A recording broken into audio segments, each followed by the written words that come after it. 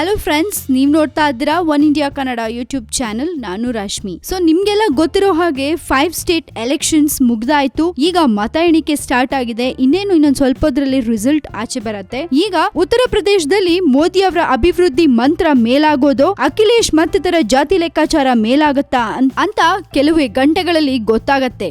ಕ್ಷಣದ ಮಾಹಿತಿ ನಿಮ್ಗೆ ನಾವು ಕೊಡ್ತಾನೆ ಇರ್ತೀವಿ. ಇನ್ನು ಅಖಿಲೇಶ್ ಯಾದವ್ ಮತ್ತೆ ಕಿರೀಟ ಧರಿಸ್ತಾರ, ರಾಹುಲ್ ಗೆಲುವಿನ ನಗೆ ಬೀರ್ತಾರ, ಎಸ್ಪಿ ಮತ್ತೆ ಕಾಂಗ್ರೆಸ್ ಕನಸನ್ನ ಬಿಜೆಪಿ ನುಚ್ಚುನೂರು ಮಾಡ್ತಾ ಅಥವಾ ಮಾಯಾವತಿ ಎಲ್ಲರ ನಿರೀಕ್ಷೆಗಳನ್ನ ತಲೆಕೆಳಗು ಮಾಡ್ತಾರ. ಭಾರತದ ಭವಿಷ್ಯದ ರಾಜಕೀಯದ ದಿಕ್ಸೂಚಿಯಾಗಲಿರುವ ಉತ್ತರ ಪ್ರದೇಶದ ವಿಧಾನಸಭೆ ಚುನಾವಣೆಯ ಫಲಿತಾಂಶ ಪ್ರಕಟವಾಗಲು ಕ್ಷಣಗಣನೆ ಆರಂಭವಾಗಿದೆ. ಎಲ್ಲಾ ಪಕ್ಷಗಳು ಆಲ್ರೆಡಿ ಸ್ವೀಟ್ಸ್, ಪಟಾಕಿಗಳು ಹೀಗೆ ರೆಡಿ ಮಾಡ್ಕೊಂಡು ಕೂತಿವೆ. ಆದ್ರೆ ಆ ಮ್ಯಾಜಿಕಲ್ ನಂಬರ್ ಯಾರ್ ಪಾಲಾಗತ್ತೆ ಅನ್ನೋದು ನೋಡ್ಬೇಕು. ಒಟ್ಟು 403 ಸ್ಥಾನಗಳಿರುವ ಉತ್ತರ ಪ್ರದೇಶ ವಿಧಾನಸಭೆ ಚುನಾವಣೆಯಲ್ಲಿ ಸ್ಪಷ್ಟ ಬಹುಮತ ಗಳಿಸಲು 202 ಸ್ಥಾನಗಳ ಅಗತ್ಯವಿದೆ. ಮೋದಿ ಅವರು ಮಾಡಿದ ರೋಡ್ ಶೋ, ಚುನಾವಣೆ ಪ್ರಚಾರದಿಂದ ಮೋದಿ ಅವರ ಅಭಿವೃದ್ಧಿ ಮಂತ್ರ ಮೇಲಾಗತ್ತಾ ಇಲ್ಲ ಅಖಿಲೇಶ್ ಮತ್ತೆ ಇತರರ ಜಾತಿ ಲೆಕ್ಕಾಚಾರ ಮೇಲಾಗತ್ತಾ ಅನ್ನೋದು ಇನ್ನೊಂದ್ ಸ್ವಲ್ಪ ಹೊತ್ತಲ್ಲಿ ಗೊತ್ತಾಗತ್ತೆ. 75 ಜಿಲ್ಲೆಗಳಲ್ಲಿ 78 ಮತಕೇಂದ್ರಗಳಲ್ಲಿ ಸರಿಯಾಗಿ 8 ಗಂಟೆಗೆ ಎಣಿಕೆ ಆರಂಭವಾಗಿದೆ. ಮುಖ್ಯ ಚುನಾವಣೆ ಅಧಿಕಾರಿ ವಿಡಿಯೋ ಕಾನ್ಫರೆನ್ಸ್ ಮೂಲಕ ಮತ ಎಣಿಕೆ ಪ್ರಕ್ರಿಯೆಯನ್ನ